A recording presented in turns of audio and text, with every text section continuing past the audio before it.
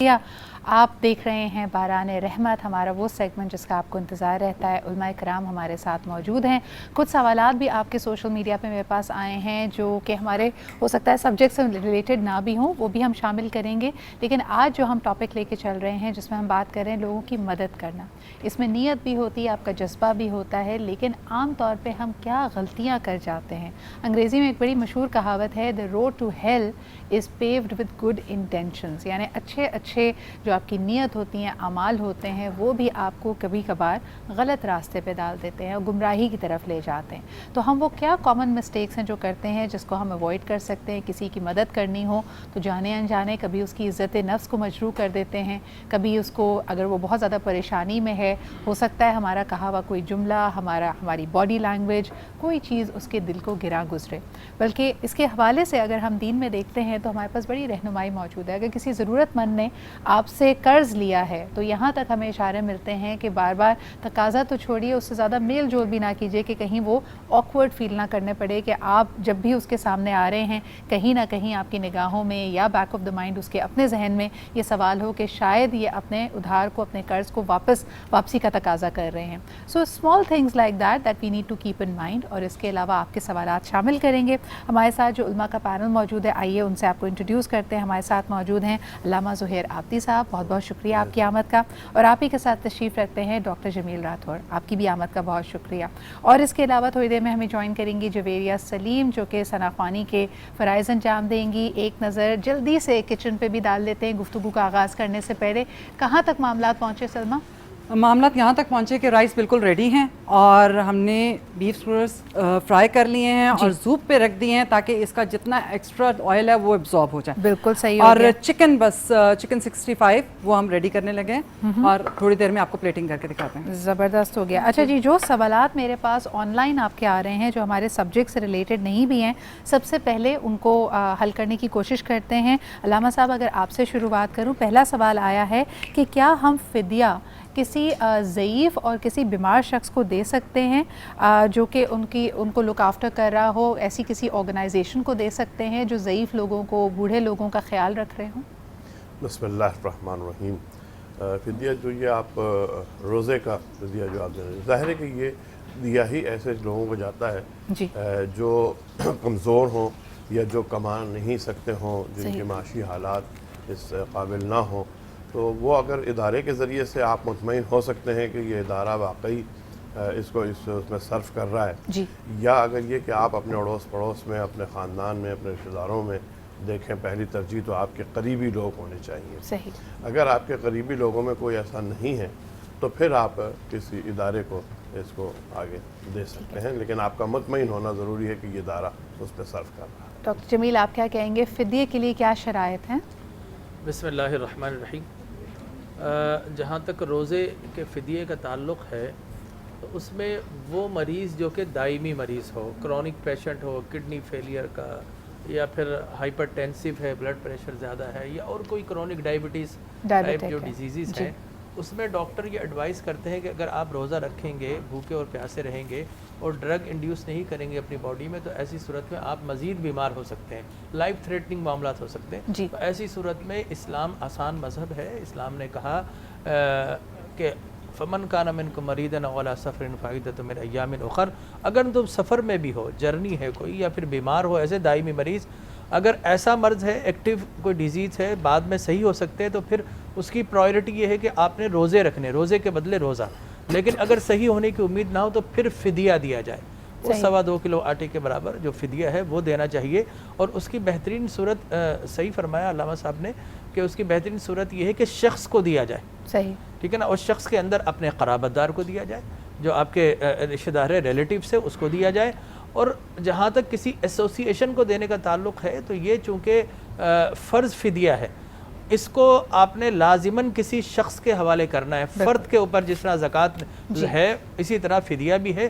کسی ایسوسی ایشن کو دینا ہے تو نفلی صدقہ دے، ہاں وکیل بنا سکتے ہیں آپ کسی کو کہ یہ جو ہے مستحقین تک پہنچا دیں گے، ایسی صورت ٹھیک ہے۔ لیکن اگر ٹرسٹ کے اکاؤنٹ میں پڑے رہے اور وہ ادا نہیں ہوئے تو آپ کے ذمہ یہ فرض ساقط نہیں ہوگا۔ اچھا، یہ بڑی اہم بات ہے کہ جب اس کی رہنمائی ہمیں ملتی ہے تو again we come back to the point کہ اسلام کتنا کمیونٹی ویلیوز کو اور سروس کو بڑھانے والا دین ہے، کہ ہم دیکھ سکتے ہیں کہ اپنے اڑوس پڑوس سے آپ غافل نہ رہیں، شخصی طور پہ انفرادی طور پہ کسی کی مدد کریں، اور سب سے پہلے جو شروعات کریں اپنے قریبی لوگوں سے کریں۔ تو یہ اس کی اسپرٹ اور اس کی ایسنس کو آگے چل گیا، یرید اللہ بکم اليسر ولا یرید بکم العسر، اللہ اس سارے عمل کے روزے اور فدیے کے ذریعے تمہیں مشکل میں نہیں ڈالنا چاہتا، بلکہ تمہاری سوسائٹی کے اندر آسانیاں پیدا کرتا ہے۔ اچھا جی، اگلا سوال علامہ صاحب آپ کے لیے میں آپ کی طرف ڈائریکٹ کرتی ہوں۔ یہ ہمارے پاس بیرون ملک سے آیا ہے، اور جس طرح ہم دیکھ سکتے ہیں کہ کووڈ میں تمام ہی لوگوں کے جو روزگار ہیں، ذریعہ معاشت ڈسٹرب ہوئے ہیں، تو ان کا سوال فطرانے کے حوالے سے کہ کیا فطرانہ کسی غیر مسلم کو دیا جا سکتا ہے، یا اس میں بھی شرط یہی ہے کہ مسلم ہونا، مومن ہونا ضروری ہے؟ کیا ایسی صورتحال ان کو آ گئی؟ کیا ان کے ارد گرد قریب دور دراز کوئی مسلمان نہیں ہے کہ جس کو وہ فطرہ دیں؟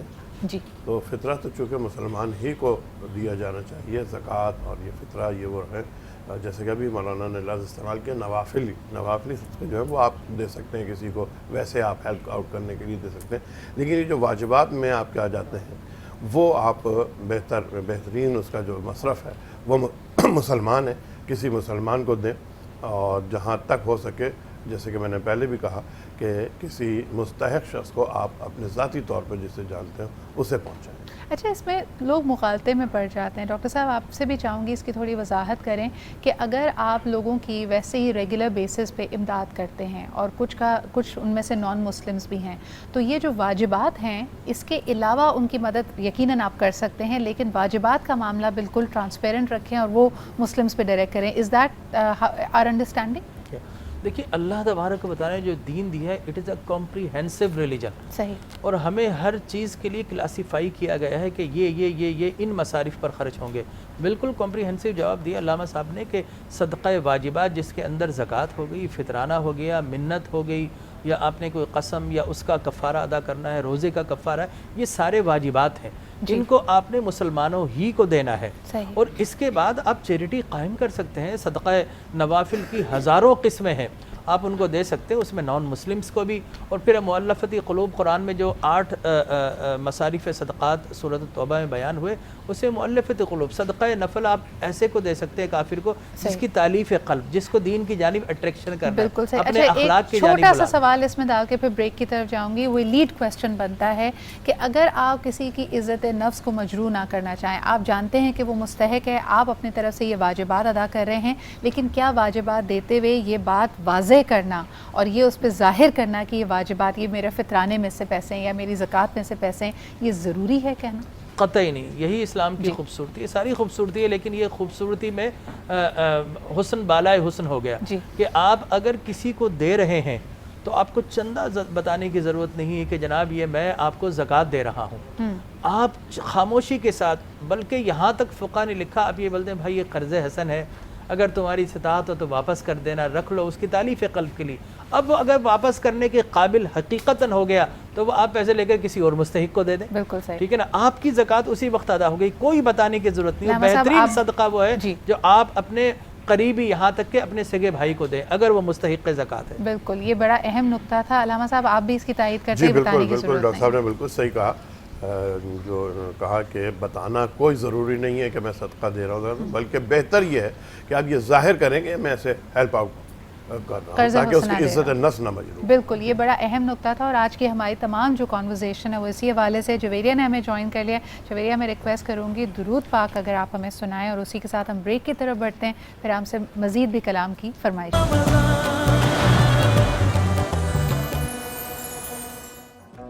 Welcome back after the break, آپ دیکھ رہے ہیں باران رحمت، گفتگو ہم کر رہے ہیں لوگوں کی مدد کے حوالے سے۔ یہ جذبہ ایثار ہم سب میں ہے، اور یقیناً ہم دیکھتے ہیں کہ رمضان مبارک کے موقع پہ ہم زیادہ سے زیادہ کوشش کرتے ہیں کہ اپنے ارد گرد کے جو مستحقین ہیں، جو مدد کے امیدوار لوگ ہیں، ان کو خالی نہ لوٹایا جائے. اور ہمارا ایمان بھی ہے کہ اگر ہم خلقت کی مدد کرتے ہیں, اللہ کے پیارے بندوں کے کام آتے ہیں, تو اللہ ہمارے لیے بھی آسانیاں پیدا کرے گا. لیکن یہ جو تجارت ہے اس کا حکم اللہ تعالیٰ نے باقاعدہ خود قرآن حکیم میں دیا ہے, اور اس حوالے سے بھی بات کرنا ضروری ہے.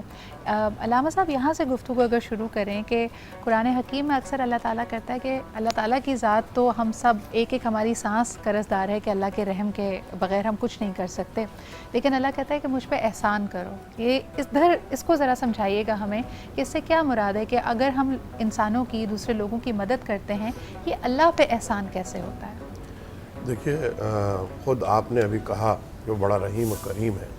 وہ اپنی مخلوق سے بہت زیادہ محبت کرتا ہے, اور یہ کہا جاتا ہے کہ ماں سے 70 گنا زیادہ محبت کرتا ہے. تو یہ آیت قرآن کی کون ہے جو اللہ کو قرض دے؟ اللہ جو قرض مانگ رہا ہے وہ اللہ کے کوئی خزانے میں نہیں اضافہ ہو رہا, اس کی شہرت میں نہیں اضافہ ہو رہا, اس کے اختیار میں نہیں اضافہ ہو رہا. وہ اپنے لیے کچھ نہیں مانگ رہا.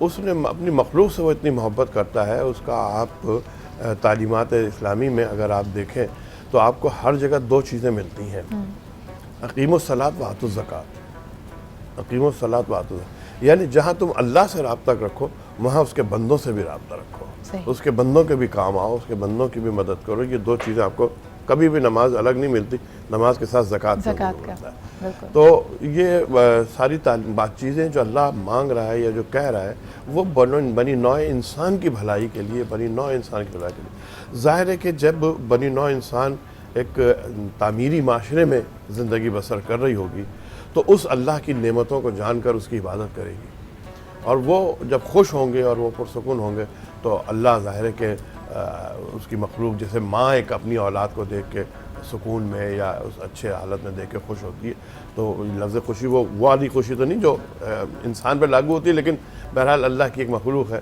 کہ وہ خوش ہوگا کہ صاحب میری مخلوق جو ہے وہ اچھے حالت میں, اچھے سکون میں زندگی بسر کر رہی ہے. بالکل. تو اس کا سارا زور جو ہے وہ بنی نوع انسان کی خدمت کے لیے ہے, اور ہر جگہ پروردگار عالم نے یہ بار بار زور دیا ہے کہ تم انسانوں کی خدمت کرو, اور انسانوں کی خدمت اللہ کے لیے کرو, ان کے لیے نہیں کرو.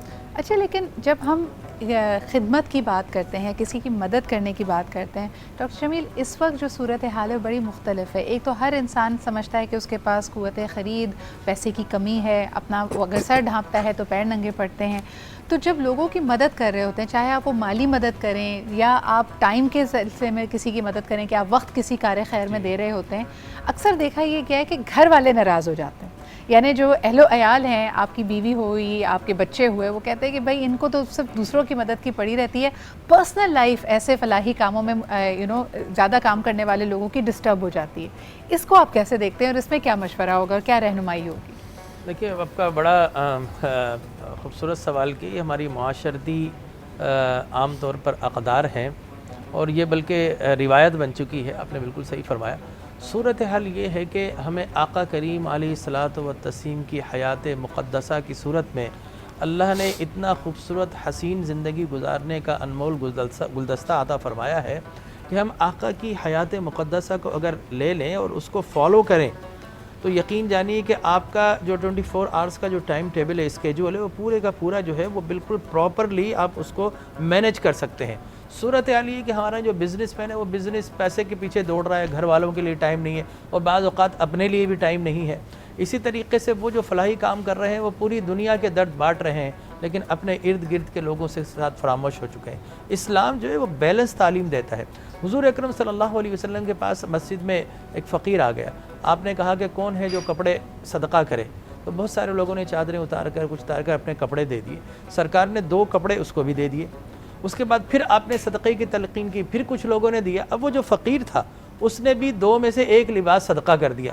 حضور نے ناراضی فرمائی. آپ نے فرمایا نہیں, تم تو لینے والے ہو, ابھی تمہارے پاس فقط 2 کپڑے ہیں, تم اس میں سے بھی 1 دے دو گے. تو آپ نے اسے ناپسند فرمایا. لہٰذا ولا تبسطھا کل البسط فتقعد ملوما محسورا, اتنا مت دو کہ تمہارے ہاتھ بالکل تنگ ہو کے جسم سے چپک جائیں, اور اتنا بھی ہاتھوں کو نہ کھولو کہ تمہارے ہاتھ واپس نہ پلٹنے پائے.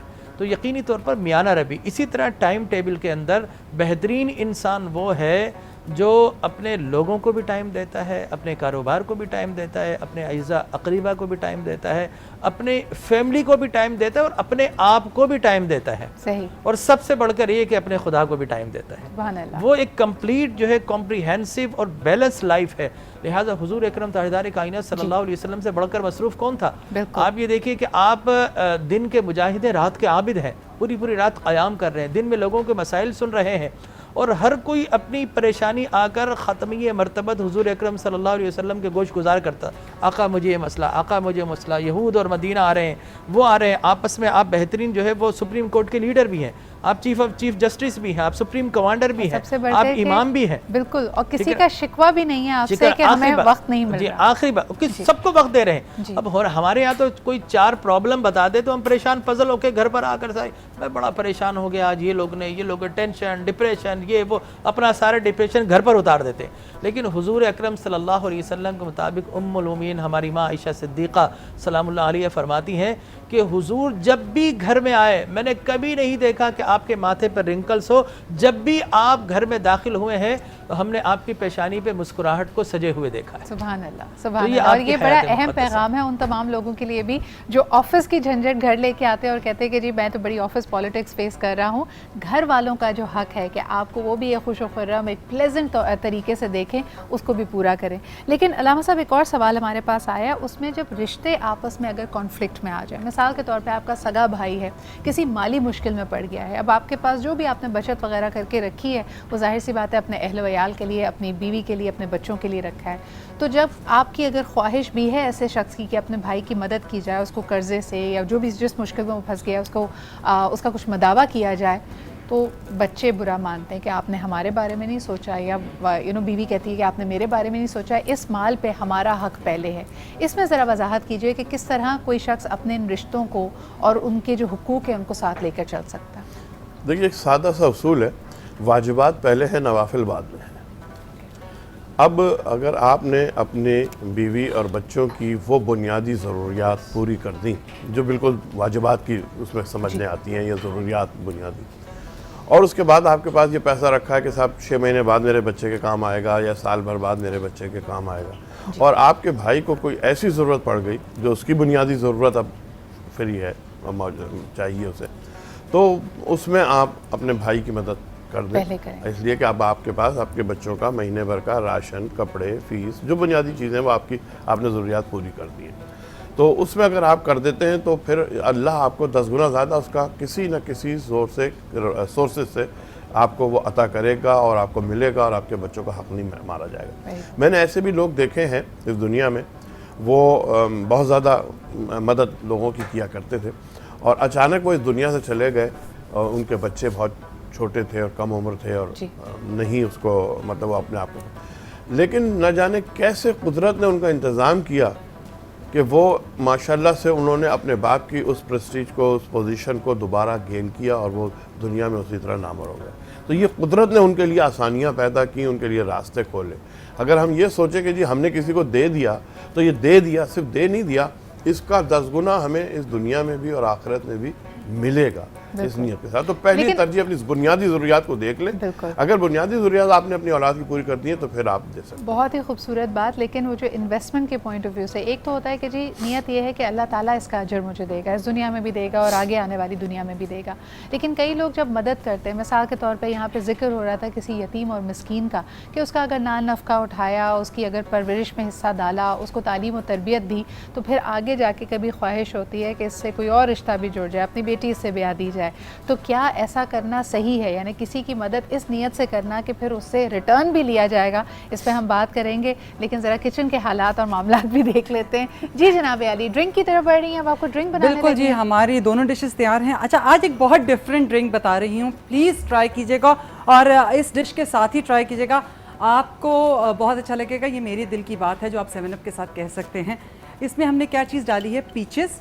اور پیچز کے ساتھ ہم نے ڈالی ہے green chillies. Peach and green chilli. Yes, یہ تو کچھ عجیب سا ڈفرنٹ سا کمبینیشن. آپ کو پتہ ہے جب آپ مرچ مسالے والا کھانا کھا رہے ہیں اور اوپر سے آپ 7 اپ پی رہے ہوں تو کیا مزیدار تڑکا لگتا ہے. بس میں ایک ہی چھوٹی سی ریکویسٹ کروں گی، یہ افطار میں نہ کیجیے گا، اپنے ساتھ ڈنر میں کیجیے گا. اصل میں بات یہ ہے بھرپور وائٹامن سی کے ساتھ آپ نے اس میں لیمن ایڈ کیا, آپ نے اس میں 3 سے 4 کاشیں پیچز کی ایڈ کی, اور ایک ہلکا سا ٹکڑا, ایک گول کاٹ کے کاش سی آپ نے اس میں ہری مرچ کی ڈالی, اور اس کے ساتھ آپ نے ڈالا 7 اپ. اور جب یہ ساری چیزیں ملیں گی تو یہ کیا زبردست ڈرنک بنتا ہے جی. اچھا جی, آپ کو ڈرنکس بالکل یہ بن گئی ہیں, یہ انفیوز ہو جائے گا. These are called infusions. آپ کو یہ بتاتے چلو کہ کئی لوگ جب وہ چائے ہرے جو ہماری سبز چائے ہے وہ آج کل بڑے سارے فروٹ فلیورز میں آتی ہیں. جب فروٹ ہوتا ہے, فروٹ کی چائے نہیں ہوتی, وہ انفیوژنز ہوتا ہے, تو یہ بھی بڑا زبردست سا انفیوژن بنے گا. لیکن آج کی جو ریسیپیز ہیں, ایک تو آپ نے بنایا chicken 65 and the other one is beef shashlik سٹوور. بیف شاشلک سٹوور جو کہ بہت جلدی بن جاتے. تو اس کی ریسیپی کارڈز آپ کے سامنے, جلدی سے اس کے اجزاء نوٹ کر لیجئے, اور اس کا طریقہ کار بھی آپ کے سامنے ہے جس کو بنانا آسان ہے. اچھا, بیف ویسے سلما جلدی نہیں گلتا ہے, اس کو کیا میرینیٹ کر کے رکھنا پڑتا ہے؟ آپ میرینیٹ کر کے اسے بوائل کر کے رکھ لیں, اس کے بعد آپ اسے سٹکس پہ لگا کے چاہے بے شک فریز کر لیں. اوکے. اور جب بھی آپ نے کرنا ہو, ایک انڈا پھینٹا, ساتھ میں بریڈ کرمز رکھے, پہلے انڈے کی کوٹنگ کی, پھر بریڈ کرمز, پھر اگین انڈے کی کوٹنگ کی اور بریڈ کرمز کی, اور پھر اس کو فرائی کر لیا. اچھا, ایک چیز بتاؤں, بیف ہے تو بچے جنہوں نے نیا نیا روزہ رکھنا شروع کیا ہے, ان کے جو شروع کے پہلے روزے ہیں, ان کے لیے بہت اچھا ہے. ویسے بھی سب بچوں کے لیے بہت اچھا ہے, کیونکہ بیف دینا چاہیے بچوں. ڈیفینیٹلی, اور اسپیشلی آئرن کی کمی نہیں ہونے دیتا اگر آپ پروٹینز, اور خاص طور پہ ریڈ پروٹینز کا استعمال کریں. جویریہ, آپ کی طرف بڑھتے ہیں, خوبصورت سا کلام سنائیے, اور اسی کے ساتھ بڑھتے ہیں ایک بریک کی طرف. واپس آئیں گے تو یہ جو ہم مدد ایز انویسٹمنٹ کر رہے ہیں, اس پہ ذرا بات ضرور.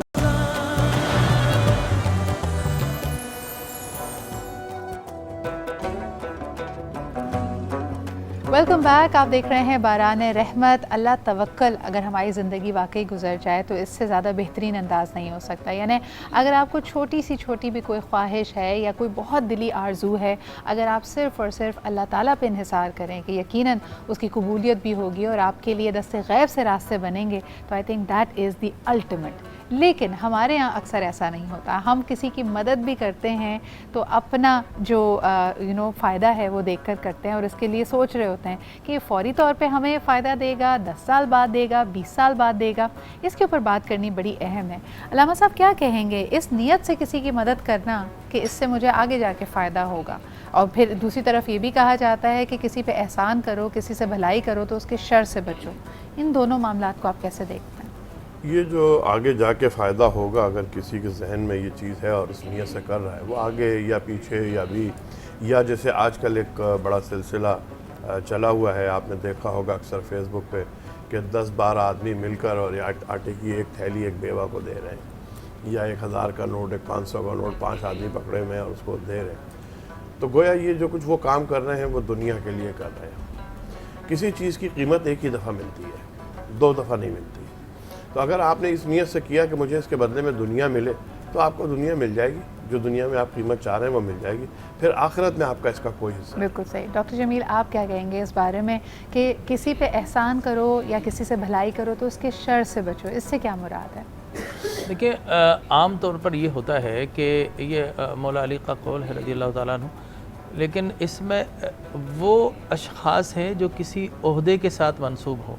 آپ نے ان کو اوپر اٹھایا اور وہ کسی منصب پر پہنچ گئے, آپ اس سے اوپر کے منصب پر ہے, اب اس کی کوشش ہوتی ہے منصب اس سے لے کر یہ مجھے مل جائے. تو یہ انسان کی فطرت کا ایک نیگیٹو پہلو ہے جس کو اجاگر کیا گیا. اس سے بالکل ہرگز یہ مطلب نہیں ہے کہ آپ کسی پر احسان نہ کریں. قرآن نے کہا, حل جزاء الاحسانی الا الاحسان, احسان کا بدلہ احسان ہے. اور انسان دراصل سب کچھ اپنے فائدے ہی کے لیے تو کرتا ہے, لیکن وہ فائدہ اسے اللہ کی بارگاہ سے مطلوب ہونا چاہیے. اگر میں جو کچھ کر رہا ہوں اللہ تیری رضا کے لیے ہوں, اس کا فائدہ اور بہترین اجر تو ہی دینے والا ہے, تو ایسی صورت میں تو جائز ہے. اور آپ نے کہا آگے کا فائدہ, تو ہر انسان آگے کے فائدے کے لیے ہی کرتا ہے. اب وہ آگے مرنے کے بعد کا فائدہ, اس کے لیے اگر انسان اللہ کی بارگاہ مسئول ہو, سوالی ہو, تو بہترین ہے. لیکن دنیا میں بھی, جس طرح آپ کا بریک پر جانے سے پہلے کوشچن تھا کہ اگر کوئی کسی یتیم کو لیتا ہے, اس کی کفالت کرتا ہے, اور پھر اس کے بعد مطلوب یہ ہے کہ میری بیٹی سے شادی ہو جائے, تو بولتا ہوں اس میں بھی کوئی مذائقہ نہیں ہے. شادی نکاح ایک سنت چیز ہے, اور اچھے کاموں کے لیے کمپٹیشن کرنے کا حکم تو قرآن میں فاستبقوا الخیرات. اگر سوری آپ کی قطع کلامی ہو رہی ہے, میرا پوچھنے کا مقصد ہے کہ اگر مسلط کیا جائے, یعنی ایک طرح سے اس کی رضا اور اس کی پسندیدگی کو سائڈ پہ رکھ کے صرف اس سے کہا جائے دیکھو میں نے تم پہ احسان کیا, اب وقت آ گیا ہے کہ میرے احسان کا بدلہ تم اتارو, کیا یہ صحیح ہے؟ نہیں, یہ تو بالکل صحیح نہیں ہے. قرآن میں کہا کہ کسی پر احسان جتلا کر اسے تکلیف نہ دو, ٹھیک ہے نا. تو یہ تو قرآن کی واضح آیہ مبارکہ ہے. اب میں آپ سے بتاؤں کہ حضور اکرم تاجدار کائنات صلی اللہ علیہ وسلم کی کفالت حضرت ابو طالب رضی اللہ تعالیٰ عنہ نے کی ہے. پھر اس کے بعد جو ہے حضرت علی کی کفالت سرور کونین صلی اللہ علیہ وسلم نے فرمایا. ایک موقع آیا کہ اپنی لاڈلی بیٹا مختومہ کائنات کو ان کے نکاح میں دے دیا، لیکن وہ رضا اور رغبت کے ساتھ تھا. مسلط کرنے کی تعلیم کسی بھی جگہ پر نہیں، کسی بھی مرحلے پہ احسان کرو نہ کرو، اپنا حکم کسی پہ مسلط نہ کریں. بالکل، رضا اور رغبت بہت امپورٹنٹ ہوتی ہے. کسی بھی فیصلے کے لیے مسلط نہ کریں، کسی سے زور زبردستی نہ کریں. بہت بہت شکریہ. ڈاکٹر جمیل راٹھور ہمارے ساتھ موجود تھے، اس کے علاوہ علامہ زہیر عابدی صاحب ہمارے ساتھ موجود تھے. آپ دونوں کی آمد کا، رہنمائی کا بہت بہت شکریہ. Thank you Salma. All your dishes are ready. اور اسی کے ساتھ ہمارے پروگرام کا وقت بھی ختم ہوتا ہے. مدد کرنے کا جذبہ ہم سب میں ہونا چاہیے، یہ بھی انسانی فطرت ہے. اس کو بچوں میں اجاگر کریں، ان کو یہ احساس دلائیں، خاص طور پہ اس مہینے کے حوالے سے ان کو بتائیں کہ اگر وہ کسی کی مدد کرتے ہیں کہ ان کو جزا کئی گنا زیادہ اللہ تعالیٰ سے ملے گا. اسی کے ساتھ ہمارے پروگرام کا وقت ختم ہوتا ہے. جویریہ آپ کی طرف آنا چاہوں گی خوبصورت سے کلام کے ساتھ. آج کے اس شو کو اختتام پذیر کریں، پھر انشاءاللہ کل آپ سب سے دوبارہ ملاقات ہوگی. اپنا خیال رکھیں. خدا